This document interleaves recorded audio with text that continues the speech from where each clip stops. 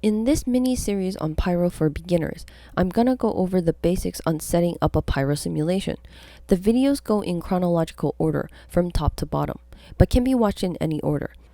You're currently watching part 2 in this series, so if you haven't already, please check out part 1, but it's not mandatory. You can still follow along. If you already know how Pyro emitters work, then I think you're already good. In this video, I'm going to demonstrate how to set up the dopnet simulation for our Pyro scene. This is where it starts to get fun, as we'll see our simulation in action.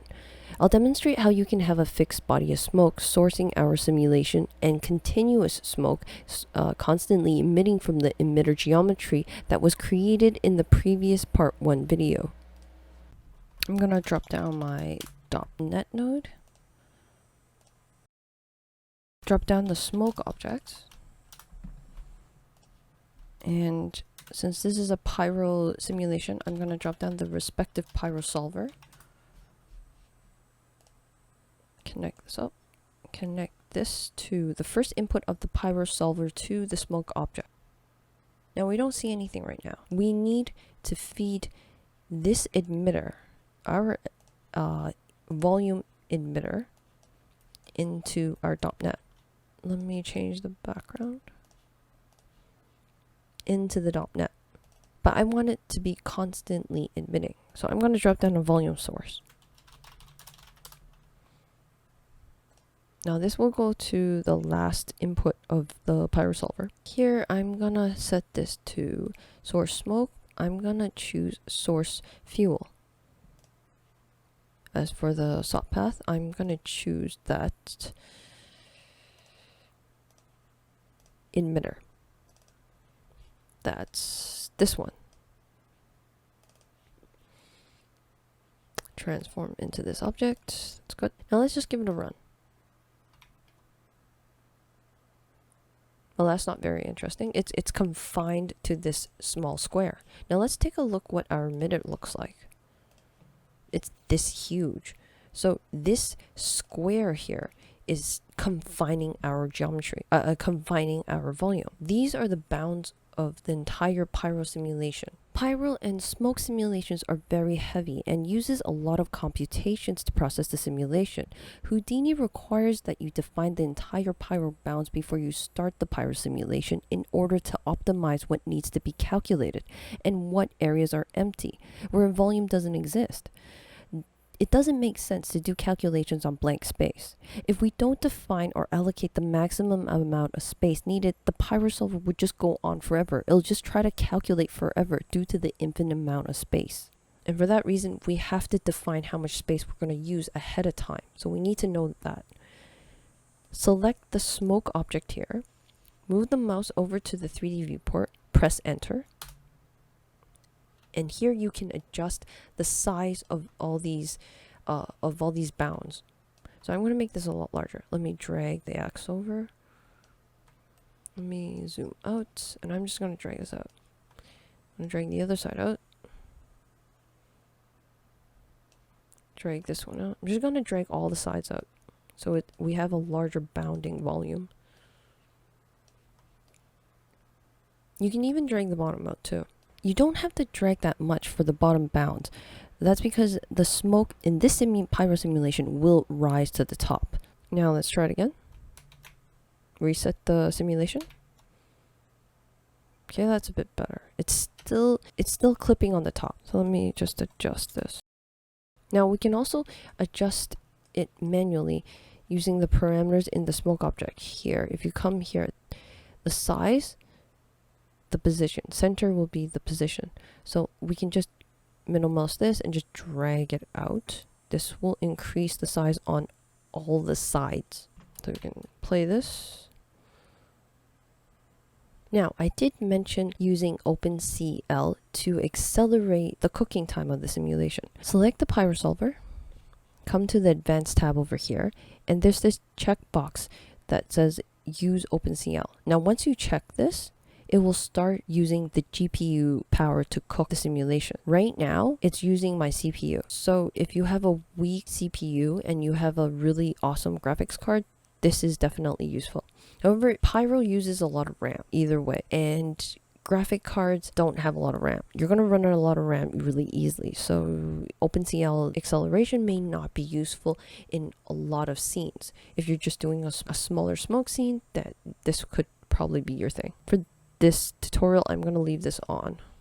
I'm going to check the use OpenCL. Now the first thing we're going to do in this pyro simulation is to set up the gas resize fluid. Now this, as I said before, pyro simulations are very costly. So a way to optimize the computations in pyro simulations, sidefx came up with a gas resize. As you can see here, our smoke is changing shape every single frame.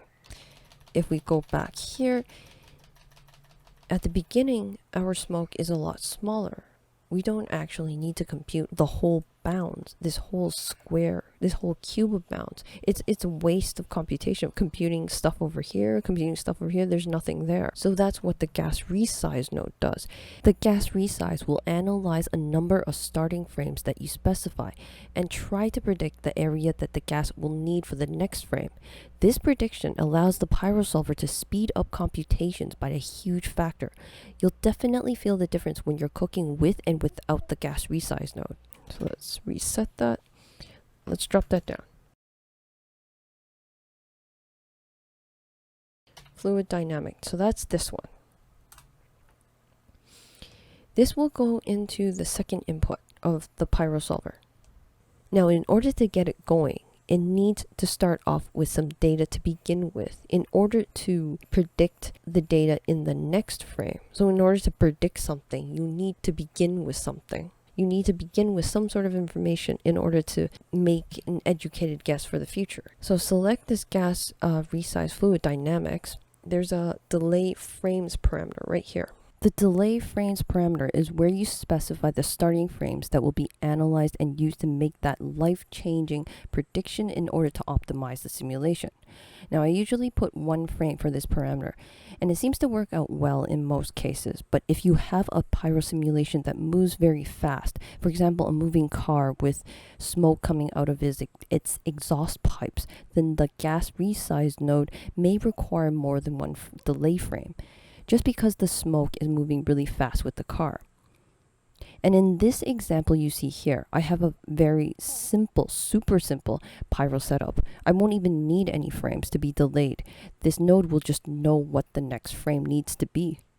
The volume source will keep feeding in more and more smoke every single frame.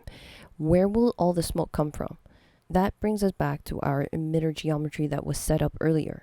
Now we plug that emitter geometry in here. This is our pyro emitter that we went through all that trouble to create at the beginning. This volume of smoke will be constantly pumped into our pyro simulation every frame through the volume source node.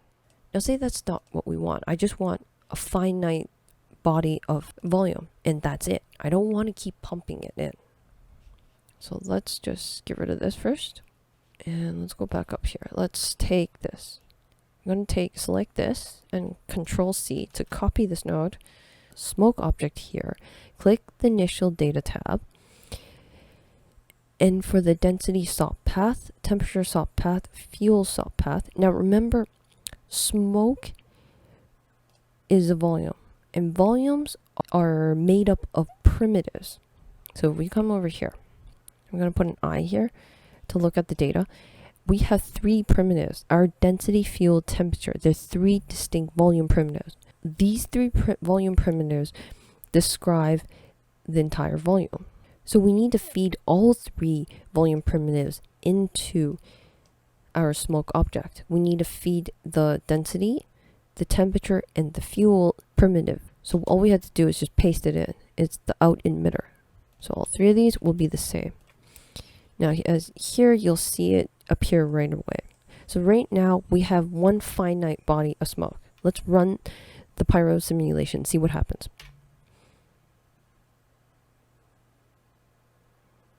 Okay, it runs out of fuel because that's all we have.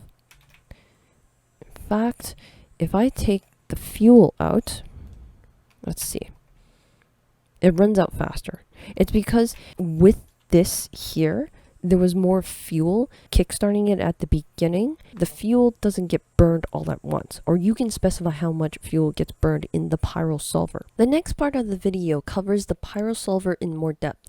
I go over the parameters in the simulation tab, demonstrating each parameter with examples on how it affects the Pyro simulation. Please check out the next video and we'll add more interesting effects to our simple Pyro scene.